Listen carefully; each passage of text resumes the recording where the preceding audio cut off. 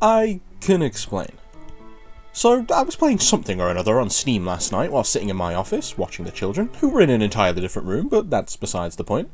And as I was playing, I believe it was that new Cyberpunk game, Dex, I leaned back in my chair and happened to spot a spider the size of a small Volkswagen on the ceiling directly above my head. Now, one would think that a 6'6" man would not be afraid of a tiny little arachnid, but I am a 6'6" man with a vivid imagination and a strange thought process. In my mind, the smaller an evil little thing is, the more of them can fit on my oversized body. It may only take a couple hundred spiders to cover an average-sized man, but I could easily host 1,000 spiders. And that is my SHC. Spider hosting capacity.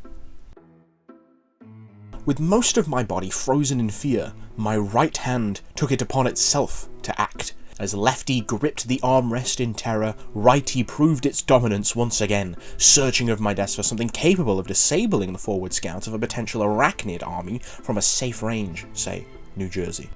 An empty Monster Energy can? It's too light. Too little spider-slaying surface. Lemon Pledge? No! That would simply cause it to fall into my mouth, and the only thing worse than a spider in your mouth is a citrus spider in your mouth. So finally, my right hand grasped hope.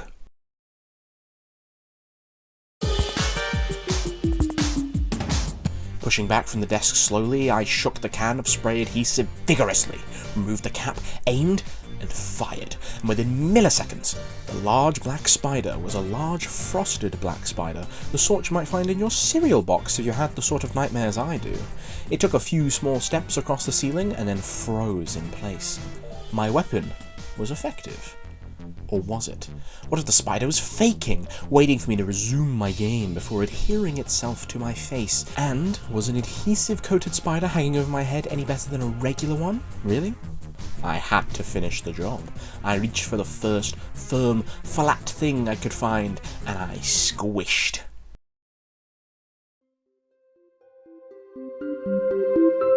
And that's why Plants vs. Zombies Garden Warfare for the Xbox One is firmly stuck to my office ceiling. It's been there since yesterday and shows no sign of coming down anytime soon. Maybe I'll run with it. Each time I finish a game, I could spray the back with glue and stick it up there, a ceiling-mounted shrine to all the games I've played before. Then again, the more games on the ceiling, the more places for the spiders to hide. So I'll probably just stick with the one. Update. It's been almost a year since Plants vs. Zombies Garden Warfare saved my life, and to this day, it stands vigil atop my head. If you need to stick a game case to your ceiling, Elmer's Craft Bond is the way to go. Update 2, 5 years and 3 months later, Plants vs. Zombies Garden Warfare's Silent Vigil continues. Since the last time I updated this post, a lot has happened. I am now in a wheelchair, paralysed from the chest down, so the chances of me sticking another game case on the ceiling anytime soon are very slim.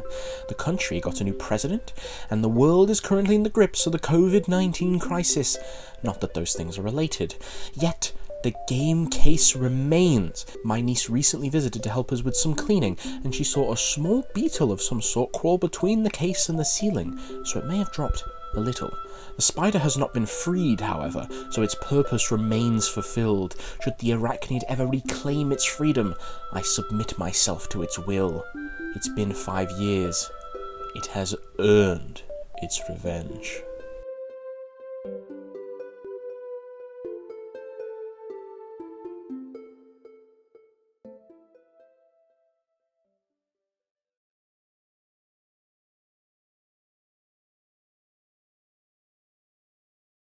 I was more distracted by the dude's, like, fucking Optimus Prime collection.